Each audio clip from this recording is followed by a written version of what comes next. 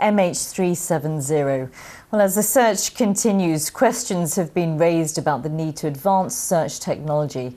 More than 50 aviation, communications and law experts have come together with the Malaysian government in Kuala Lumpur for 2 days of talks on the issue of real-time monitoring of flight data. Well, leading the delegation on behalf of the International Telecommunications Union is Malcolm Johnson, and he joins me now from Kuala Lumpur. Malcolm, thank you very much for being with us. Just tell us what you're hoping to achieve at these talks. Yes, well, today, of course, we're all so well connected, and we have cloud computing and big data. So it's very difficult for the 11 weeks after MH370 disappeared. We still don't know exactly what happened, and that we have to recover the black box in order to retrieve the data. So the Malaysian government asked the ITU to organise this dialogue between experts from all the various interests to look at how we could develop international standards, policies and regulations to make sure this doesn't happen again.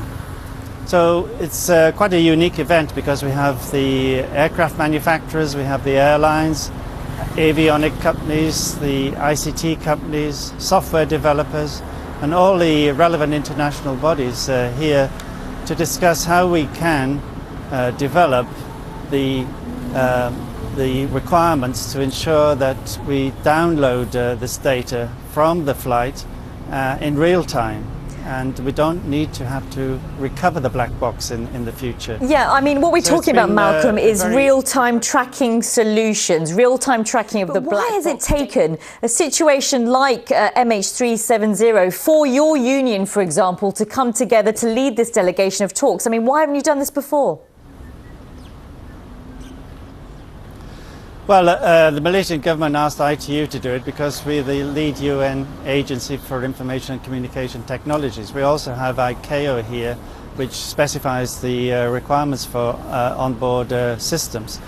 What we do have the technology. The technology is currently available, and there are several systems available now for tracking aircraft that have been implemented on many aircraft. In fact, some governments now are requiring this, and some airlines are voluntarily fitting it. The problem is that there are 4 or 5 different proprietary systems, and there's no international standard that will ensure that we have worldwide interoperability and compatibility, so that it's a global system. And this is the issue we need to address. If we download in the data, we have to decide on who's going to be the custodian for this data. Sure, I know, but forgive me for interrupting you, Malcolm, but you know, if families are listening to this interview of the people that were on board the Malaysian airliner, that would be little consolation to them to know that this hasn't been rolled out. I mean, is this about money? What is this actually about? I mean, what are you hoping to achieve? Are we going to see this finally being implemented the way it should be? Yes, I believe so. From the discussion we've had this week, it's clear that it's possible now to track aircraft, the position of aircraft and the altitude. We have that technology available, and it's going to be implemented very, very soon. What will be more difficult is to download all the data that's collected on a plane in real time for the reasons I've just mentioned. But we've had all these experts come together, and there's a very positive mood to move forward to instigate an international effort to ensure that the likes of MH370 never happen again. Thank you very much for joining us. We do hope that there is a constructive solution to the talks that you're taking part in. Malcolm Johnson there from the ITU. And we should just say that these talks are due to end with the Malaysian government later on today. Any developments on that, we will of course bring that to you live here on BBC News. In other news for you though, let's move to Egypt, where polls have closed on the first day of voting.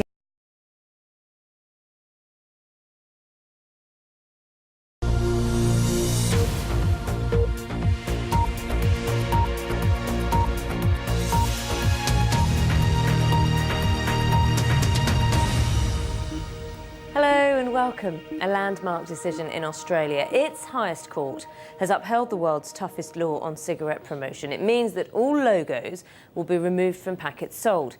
Now, the measure was introduced by the Australian government earlier this year, but 4 tobacco companies challenged the law, saying that it was unconstitutional.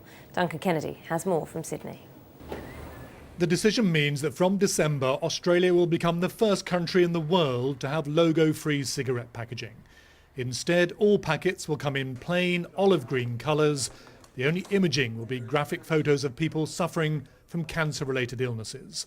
The government's Attorney General said 15,000 people a year die from smoking-related illnesses, and that the court's decision was a victory in the battle against smoking. We have taken on big tobacco and we have won.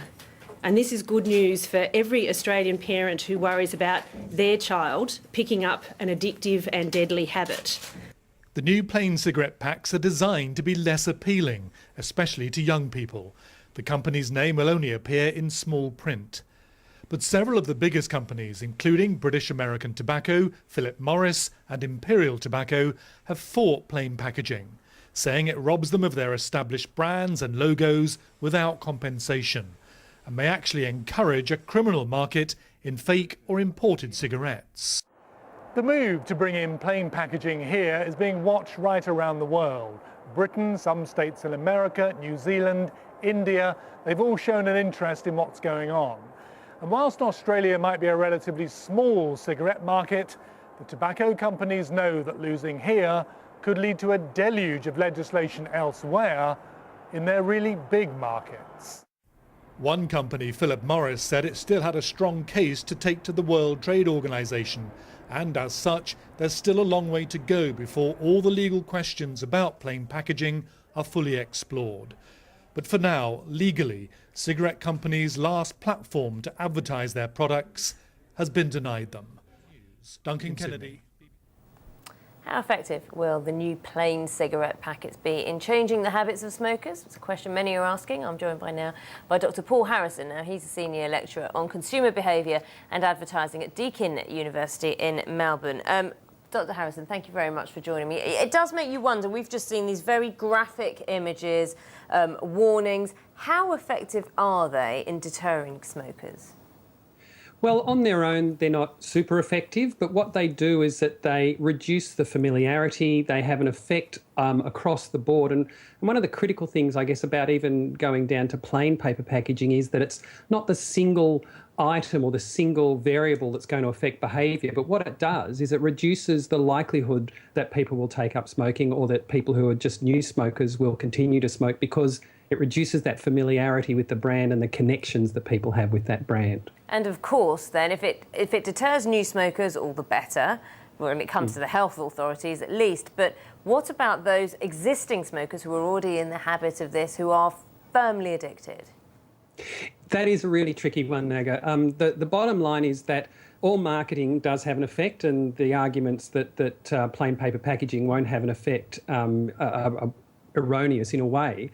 But the harder it is to convert a person, and I see this as the product is non-smoking, the harder it is to get a person to stop being a smoker, and the heavier the smoking that they do, the more likely it is that other elements will influence their behaviour. So as you normalise non-smoking, it becomes harder and harder to be a smoker. And in Australia, for example, we went from, I think it was 75% of the population in 1945 were smokers, and now it's down to 17, 22% for females and males. So it's the heavy-duty smokers that will be the next cab off the rank, but it won't have a huge effect on them in the short run.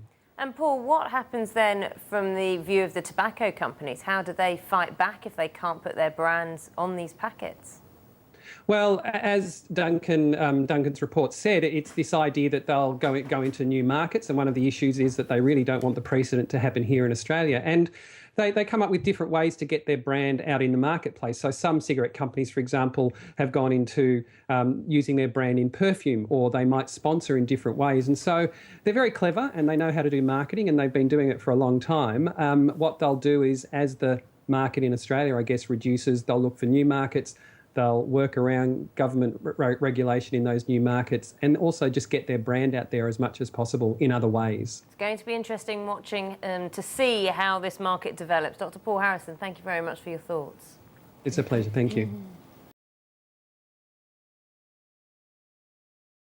So big changes for primary school children, and there are changes too for those at the other end of their educational life. Student accommodation at some of our universities has undergone quite a transformation over the years. Nowadays, students can expect to live in a bright environment with all the mod cons. Adrian Pitchers has been to a brand new Northumbria University housing block in Gateshead, which will take its first occupants next week. As well as the shops, cafes and cinema below them, there's free Wi-Fi, a gym and a gaming area. The finishing touch for one of 993 bedrooms in the Trinity Square student complex. Students don't arrive until next week, but the keenest have already checked out their new homes. So what's the attraction of a home in Gateshead when your university is in Newcastle?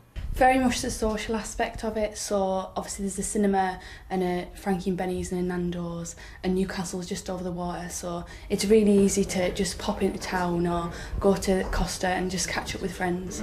Obviously, it's obviously new accommodation as well, so everything's new and no one slept in my bed and no one's used any of the facilities, so it's very much my own. The student blocks sit above the new shopping centre in Gateshead, and the council leader expects the influx of young people will bring a cash injection to the town too. If they've got any left after the fees, of course, so you had to get that in. You wouldn't expect anything less. But yes, indeed, the shops are actually getting geared up already. The cinemas here, you've got various venues behind you that we're standing in front of now, where they can eat and enjoy and have a good quality of life. Putting 1,000 students almost into the heart of Gateshead will mean a lot to Gateshead businesses, it'll mean a lot to the high street, it'll mean a lot to retail, and also I think make a very positive contribution to the wider community. The flats will be road tested this weekend when 200 Great North runners use them for an overnight stay. The only question for parents is, how much will this student accommodation cost? You can expect to pay about £5,000 for a standard room, which is very competitive, in line with the best quality accommodation in this region. The studio, which is a larger room, would cost a little bit more, about £6,000 per annum. £5,000 a year works out at about £100 per week for a brand new flat with views over the Tyne. Most students, if not their parents, will consider that a price worth paying. Adrian Pitchers, BBC Look North, Gateshead. Very nice indeed. They don't know they're born. Right, you're watching Tuesday's Look North. Dawn Thewlis joins